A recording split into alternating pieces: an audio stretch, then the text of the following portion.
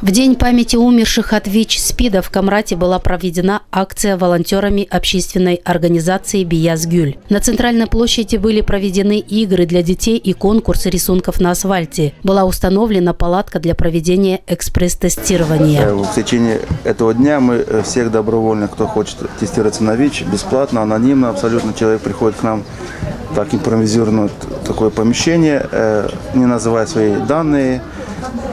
Если он изъявил желание, мы ему делаем экспресс-тест на ВИЧ-инфекцию. Также на центральной площади была разложена красная лента длиной 25 метров. Волонтеры раздавали прохожим буклеты с информацией о предотвращении болезни и в знак солидарности прикрепляли красные ленточки. Я волонтер из Чемишли, и сегодня мы с моей группой волонтером и координатором Домной Светланы приехали в Камрат, чтобы поддержать наших друзей. Были сделаны 4 направления. Это в университете и в педагогическом колледже информирование нашей молодежи о путях передачи, о толерантности и о снижении стигмы и дискриминации. И они, если даже заболели этим заболеванием, они не виноваты в этом. Бывает, что очень случайно заболевает такой болезнью. Оно связано с тем, что молодежь ведет неразборчивую половую жизнь. В этот же день Общественной ассоциацией «Позитивная инициатива» города Кишинева был организован автопробег по Молдове ради жизни. 10 автомобилей, украшенные флагами символа Дня памяти, остановились в Камрате. Встречали их начальник Главного управления здравоохранения и социальной защиты АТО Гагаузии Иван Виеру и коллеги общественной организации «Биязгюль».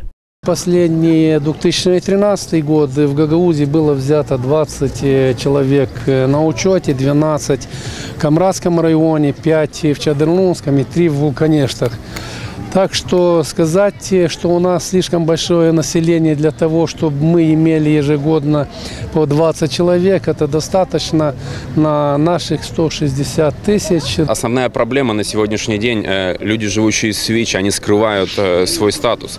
И это очень сильно влияет на распространение эпидемии. Больше того, есть люди, которые имели рискованное поведение, и они в принципе подозревают, что вероятность того, что у них есть ВИЧ, он достаточно велик. Настал тот момент, когда надо посмотреть правде в глаза уже. Все знают, от малых детей до взрослых людей, что ВИЧ не передается через рукопожатия, поцелуи, объятия, через бытовые контакты. В настоящее время с диагнозом ВИЧ-инфекция в мире живут более 46 миллионов человек. За последние годы от последствий этого заболевания умерло более 130 тысяч ВИЧ-инфицированных.